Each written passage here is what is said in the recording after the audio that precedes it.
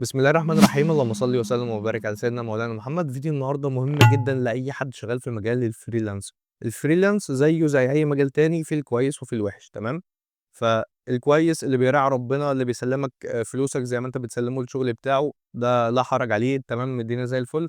بس اللي هنتكلم عليه النهارده هي فكره العملاء اللي ممكن تستحل شقاك او تستحل تعبك، وفي الاول وفي الاخر بتنصب عليك يعني. طيب النهارده هنتكلم عن طريقه، طبعا مش هتقفل الموضوع 100%، بس على الاقل تبقى ضامن حقك لحد ما تاخد بقيه حسابك، تسلم الراجل شغله، السلام عليكم عليكم السلام، خلاص خلصت الليله على كده. تمام. طيب فكره النهارده عن فاير بيز ريموت كونفيج. عشان تفهم الكونسيبت بتاع الفاير بيز ريموت كونفيج ممكن نفكر لها بطريقه تانية. عارف انت لما بيبقى عندك فيتشر وعارف ان هي مش هتتقبل على الستور لسبب معين، زي الريستريكشنز بتاعه الاب ستور، ان انت ما ينفعش ترفع ابلكيشن فيه بيمنت وما يبقاش فيه ابل باي. طيب انا مش عايز استخدم ابل باي، انت هتجبرني ان انا استخدم ابل باي؟ لا. فاحنا بنلجأ بقى ان احنا نعمل ايه؟ تروح تكلم الباك اند، بيعمل لك اي بي اي جميله او اند بوينت جميله، عباره عن شويه بوليانز كده. البوليانز دي هي عباره عن ترو او فولس. والله لو هي بترو انا هتشيك عليها، هتشيك على البوليان ده. لو هو جاي بترو من الباك اند هعرض الفيتشر دي، ولو هو فولس مش هعرض الفيتشر دي. تمام. فبنضطر ان احنا نعمل ايه بقى؟ نرفع الابلكيشن عادي وتبقى معموله فولس، ان الفيتشر دي اكتيفيتد دلوقتي، هي مش موجوده في الابلكيشن فعليا دلوقتي، بس تقدر تتحكم فيه عن طريق الكلاود او عن طريق الباك اند او عن طريق الداتابيز ايا كان. عن طريق ان انت بتحول البوليان ده من فولس لترو، فتلاقي ان الفيتشر دي جه تشيك عليها لقاها بترو، فظهر الفيتشر عادي جدا. تمام. هي دي نفس الفكره، بس لو انت افترضنا ان انت فريلانسر، او مش انت اللي عامل الباك اند او ايا كان، عايز انت بقى اللي تتحكم في الموضوع، مش الباك اند هو اللي يتحكم في الموضوع. تمام. فهنا بتيجي فيتشر اللذيذه في الفاير بيز اسمها فاير بيز ريموت كونفج. وده مش استخدامها الوحيد، هي موجودة عشان تنزّل updates أو تنزّل features جديدة للapplication من غير ما تخلّي الuser يعمل update للapplication. تمام. هي feature مثلًا أنت ما عملتلهاش test أو أنت لسه بتعمل لها test وعايز تنزل بيها كمان شهرين 3 مثلًا، فأنت بتبدأ إن أنت تقفلها دلوقتي لحد ما الtest وتضبّط أمورك وبعد كده تنزّلها. نفس فكرة الupdates اللي بتنزل على الفيسبوك مرّة واحدة. يعني أنت الفيسبوك دلوقتي لو جيت دخلت عليه كمان يومين مثلًا ممكن تلاقي الUI مختلف، تلاقي features ظهرت، features اختفت من الUI بتاع الفيسبوك نفسه. طيب إزاي الكلام ده بيحصل وأنت ما عملتش update أصلًا؟ هي دي نفس فكرة الFirebase remote config. تمام. فمن غير كلام كتير خلّينا نبدأ على طول. وأول حاجة هنعمل revision سريع جدًا عن الFirebase، إزاي تعمل أو إزاي تربط Firebase project بFlutter project بتاعنا، عشان الناس بتنسى وكل شوية تقعد تعيد الموضوع من الأول. تمام. فمبدئيًا عشان نبدأ نlink Firebase بFlutter project بتاعنا، هنكتب Flutter Fire. دي الطريقة اللي أنا باحبها، دي الطريقة السهلة بالنسبة لي اللي ما فيهاش أي تعقيد. أوكي. فبعد ما نفتح Flutter Fire هنخش على get started وهنمشي على الsteps واحدة واحدة. تمام. أول حاجة هتبدأ إن أنت تضيف الFirebase Core. تمام. ناخد الFirebase Core ده الapplication بتاعنا اللي إحنا كنا بنtest بيه على موضوع الrules بتاعة الanti gravity. هو مش محتاج أعمل أي حاجة. هتفتح التيرمينال بتاعتنا، هنعمل flutter pub add للFirebase Core، هنضيف الpackage بتاعة الFirebase Core. تمام. طيب بعد ما نضيف الFirebase Core هنفعّل الFlutter Fire CLI عشان نقدر نتحكم في الconfigurations بتاعة Firebase هنعمل activate لFlutter Fire CLI وهنستنى إن هو يعمل build للpackage بتاعتنا. طيب هنا هو عمل activate للFlutter Fire، عمل activate لFlutter Fire CLI. خلّينا نكمّل لحد ما يخلّص هو الconfigurations. تمام. طيب بعد كده قال لك إيه؟ قال لك هتضيف الwidgets flutter binding وبعد كده الfirebase initialize app. هناخد الكلام ده كلّه نحطّه في الmain. طبعًا هو حاطّه هنا بس ما فيش مشكلة نعملها مرّة كمان. ودلوقتي هنبدأ إن إحنا نعمل import للpackage بتاعتنا بتاعة الfirebase core.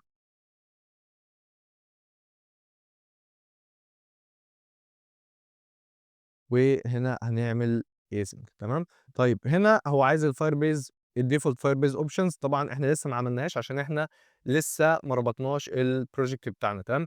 قبل ما أعمل flutter fire configure أنا نسيت إن أنا أعمل log out لإن أنا فاتح بالaccount الmain بتاعي على الFirebase. تمام. طيب هاعمل Firebase log out. هيبدأ إن هو يطلع من الaccount الdefault بتاعي تمام، بعد كده هاعمل Firebase login عشان أخش بالaccount التاني اللي أنا عايز أفتح منه تمام. عايزك تفتح Gemini ما مش فارقة معايا مش عايزه. آمم yes. هيفتح لك ال Google console بتاعك عشان تبدأ إن أنت تselect الaccount اللي أنت عايز تفتح منه الFirebase. أنا هاختار بيلاروس في الaccount ده، مجرد بس إن إحنا نعمل test للproject بتاعنا. تعمل allow قال لك successful خلاص أنا فتحت كده الaccount اللي اسمه بيلاروسو تمام. هنعمل get started وهنبدأ إن إحنا نعمل test project بتاعنا، هنعمل accept وهنعمل continue. طبعًا الstep دي هي الوحيدة اللي مش شغالة في flutter fire، فعادي ممكن تعملها manual بإيديك إن أنت تcreate الproject بتاعك، وهتخش تعمل له select في الfirebase project بتاعنا. طبعًا هنعمل accept وهنستنى إن هو يcreate الproject بتاعنا تمام. طيب بعد ما أخلّص الproject بتاعنا خلّينا نخش على الfirebase console. خلاص أنا كده create الproject بتاعي، لسه ما ربطتوش بأي أندرويد أو iOS أو أي حاجة. فلو رجعنا على الconsole هنعمل flutter fire configure تاني، هيبدأ إن هو يجيب البروجكتات الموجودة، هيلاقي الproject بتاعنا المفروض إن هو يبقى موجود تمام. أو خلّينا نقفل ده ونفتح، مش عارف ماله زعلان ليه، كان شغال كويس، ييجي قدّام الفيديو يروح إيه، يقول لك أنا زعلان مش طالبة معايا دلوقتي. هنعمل مرّة كمان flutter fire configure، لقى الproject فعلًا سبحان الله، يبقى كان لازم إن إحنا نعمل restart للterminal بتاعتنا. هنختار الtest project بتاعنا، طبعًا إحنا عايزين أندرويد وiOS بس، مش محتاجين الباقي. هتنزل وتدوس مسطرة، مسطرة بتشيل التشيكاية اللي موجودة على الباقي. هنختار الأندرويد والiOS، هنبدأ إن إحنا نعمل create للproject. طيب أنا ليه باحب الطريقة بتاعة الCLI دي؟ لإن هو ببساطة أنت طبعًا بتربط، فأنت بتاخد الفايلات بتاعة الFirebase وتبدأ إن أنت تحطها جوّه الproject بتاعك. الطريقة دي هو أوتوماتيك بيعمل register للapplication بتاعك، وبياخد الفايلات اللي هو محتاجها من الFirebase بيضيفها. أنت مش محتاج تعمل أي حاجة، كل اللي أنت محتاجه إن أنت تselect الFirebase project بتاعك. هو هيجيب الفايلات، هو هيكريت الفايلات، هو هيضبط كل حاجة، وهتلاقي إن الFirebase options نزل عندك already في الlib folder بتاعنا عادي جدًا تمام. طيب بعد ما عملنا الكلام ده، هنيجي نعمل import للFirebase options، هتلاقي إن كل حاجة تمام معانا وزي الفل تمام. تمام. طيب إيه الخطوة اللي بعد كده؟ كده إحنا ربطنا الproject، عشان نتأكد إن هو اتربط محتاجين إن إحنا نعمل restart للFirebase console. المفروض إن هتلاقي فعلًا 2 applications، واحد أندرويد وواحد iOS موجودين في الFirebase console. طيب اللي إحنا محتاجين نستخدمه النهارده هو اسمه الremote config. الremote config لو دخلت تقرا عنها، هي بتستخدم لأكتر من حاجة. زي إن إحنا عايزين ننزّل feature بس مش هننزّلها دلوقتي، أو أنا عايز أرفع الكود دلوقتي، عايز أpush الproject بتاعي دلوقتي على الstore، بس في feature معيّنة أنا مش عايز أنزّلها دلوقتي، أنا عايز أعملها deactivate دلوقتي، وبعد شهر، بعد أسبوع، بعد سنة، أنا عايز أطلّع الfeature دي تمام. فبدل ما تقعد تbuild وتpush على الstore مرّة كمان، هتاخد لك يومين 3 عقبال ما يتقبل. لأ، أنت في ساعتها يا دوبك بس تعمل enable في الcloud بتاعك، هتسمّع في الapplication بتاعك على طول تمام. طيب لو جينا دخلنا على الremote config، هيقول لك create configuration عشان نبدأ إن إحنا نcreate الvariable بتاعنا. طبعًا أنت هنا كإنّك back end بالضبط، يعني حرفيًا أنت كإنّك دلوقتي بتعمل end point، بتاخد منّك boolean أو ممكن تاخد منّك string، ممكن تاخد منّك number. يعني عايز أقول لك إن أنت مش لازم boolean true أو false بس، أنت ممكن تعمل تخزّن number والnumber ده تغيّره، ما فيش فيه أي مشكلة تمام. فخلّينا نختار boolean دلوقتي، وهنسمّي الvariable بتاعنا app allowed مثلًا. حاول تخلّيه اسم واضح عشان تبقى عارف لو جيت بعد كده ونسيت ده بتاع إيه، يبقى الاسم واضح وبيعبّر عن الوظيفة بتاعته تمام. طيب أنا أسميه app allowed، والdefault value بتاعه هتبقى بtrue. أنا الطبيعي دلوقتي بالنسبة لي إن أنا عايز أخلّي الapplication بتاعي شغال تمام، فأنا هاخلّيها بtrue وهاعمل save. نفس الكلام لو أنت عايز تضيف feature، هتلاقي برضه يعني تسمي اسم الfeature مثلًا وليكن الpayment، أنت عايز تأجّل عملية الpayment دلوقتي، فأنت هتعمل الpayment والpayment دي هتبقى false. false ده معناه إن أنت عايز تخفيها عشان يتcheck عليها في flutter، ولو هي false مش هنظهرها تمام.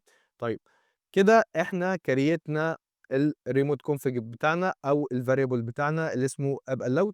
هو هنا بيقول لك draft يعني إيه؟ draft يعني دلوقتي هو لسه ما اتسيّفش، لسه ما طلعش public أو لسه ما عملتلوش publish تمام. فهتلاقي هنا إن هو بيقول لك إن أنت عملت تغييرات ومحتاج إن أنت تpublish الchanges بتاعتك عشان يبدأ إن هو يسمّع في الfirebase عندك، أوكي. طيب إحنا كده دلوقتي قال لك إن أنت عندك فعلًا variable اسمه app allowed الvalue بتاعته بtrue تمام. اللي عمل publish ليه هو بيل روسو، ده الaccount بتاعنا عادي جدًا، عشان لو الfirebase عليه أكتر من حد هيقول لك مين اللي عمل الvariable ده بالضبط تمام.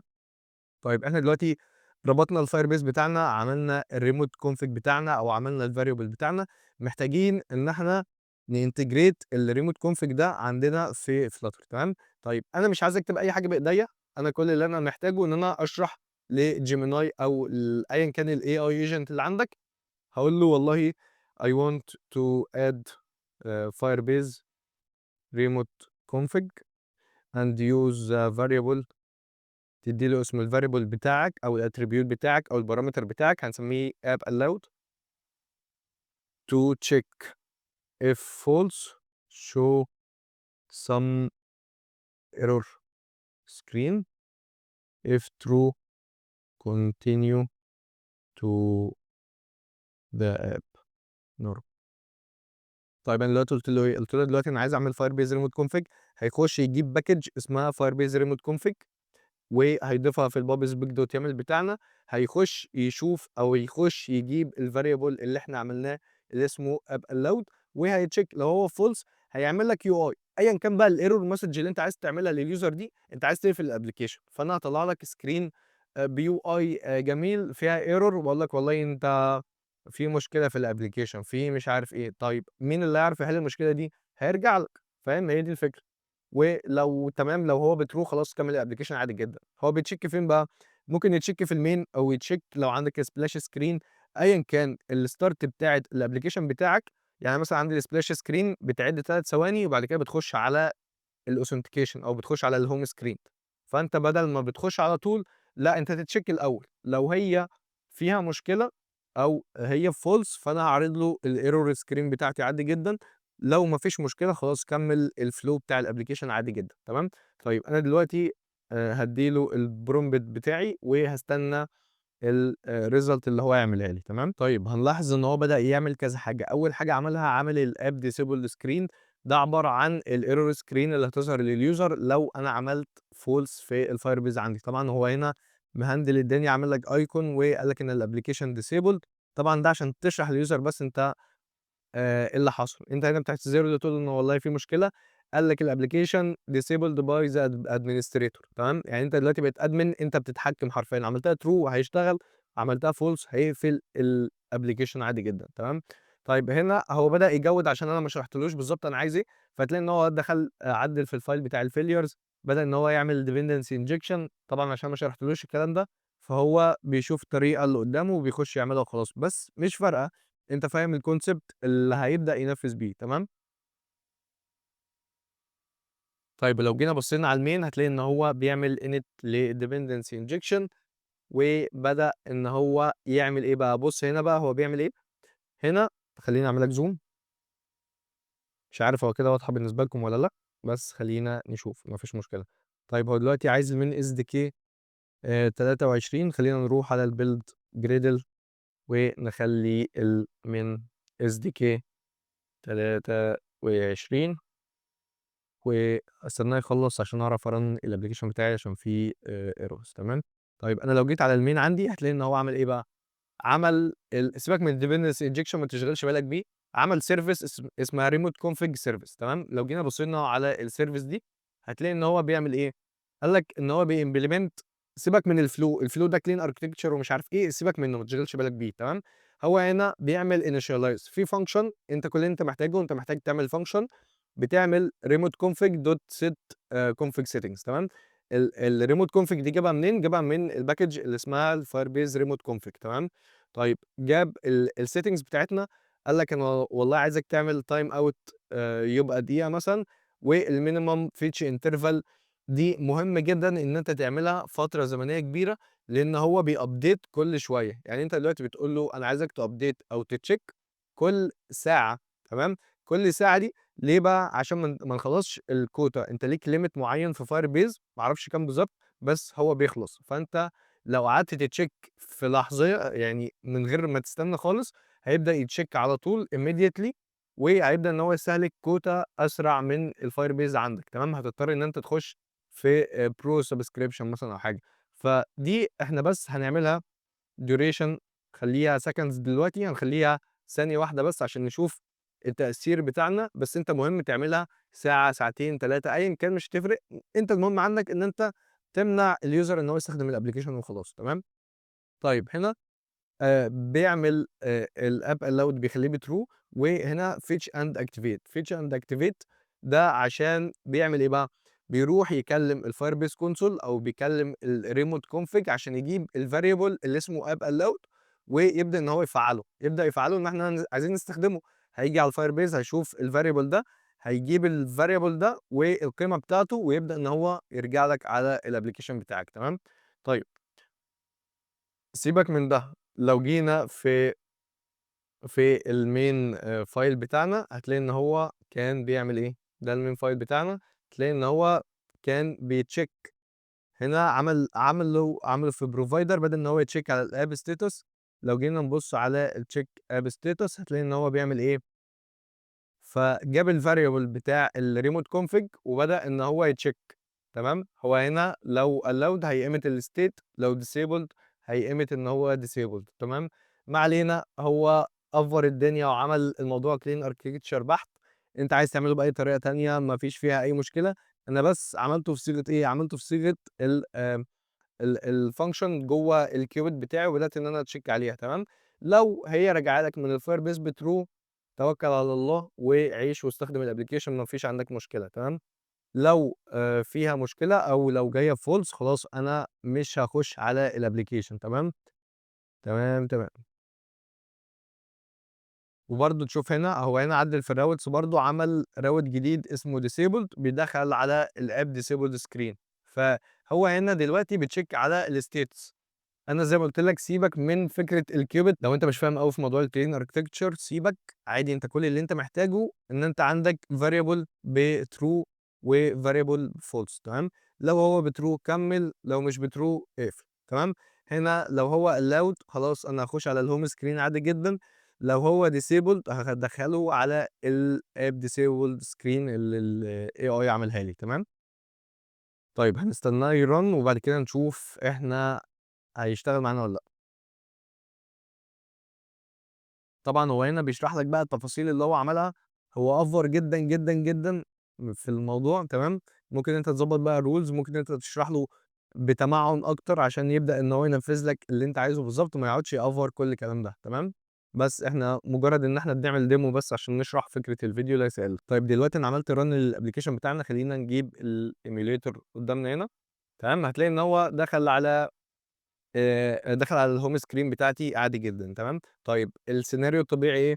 أنت دلوقتي لو عندك مشكلة تقدر إن أنت تخش الfirebase remote config معاك طبعًا الfirebase project ده يبقى معاك أنت على الaccount بتاعك أنت، أوكي، طيب دلوقتي أنا خلاص دخلت أنا لأيًا كان السبب أنا عايز أقفل الapplication دلوقتي، تمام، فهتخش على ده الproject بتاعك عادي جدًا، هتيجي على الremote config اللي إحنا لسه عاملينها، هتيجي عند الapp allowed هتيجي تعمل edit وتخلّي الvalue بتاعتها بfalse، تمام، طيب لو جيت عملت الvalue بتاعتها false طبعًا أنت دلوقتي لسه ما عملتش save ما عملتش publish للupdates بتاعتك، هنعمل publish طبعًا لو جينا بصينا على الapplication مش هتلاقي إن أي حاجة حصلت، أوكي، طيب لو جينا عملنا restart للapplication من الأول، المفروض إن هو يشوف الvalue بfalse ويبدأ إن هو يقول لك الapplication disabled، بُص دلوقتي الerror message ادّى لك icon لذيذة من فوق وبدأ إن هو يقول لك الapplication disabled وإن هو disabled by الadministrator، تمام، هتعمل try again أيًا كان بقى عايز تعمل try mechanism تعمل أيًا كان ما فيش فيها أي مشكلة، خلاص أنا دلوقتي وقفت الapplication اتنطط يمين شمال الapplication مش هيشتغل لأن أنت قافله من عندك من الcloud، أوكي، طيب أنا خلاص عايز أرجع له الapplication تاني، هتيجي تعمل edit وتخلّي الvariable ده بtrue.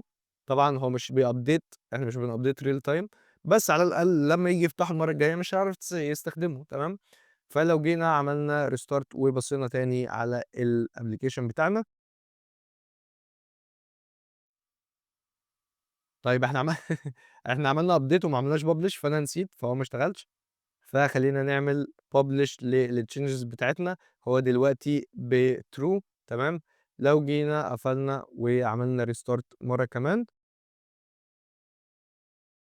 هتلاقي إن الapplication دخل يcheck على الvariable اللي عندك في الremote config، لقى إن هو بtrue فدخّله على الapplication عادي جدًا.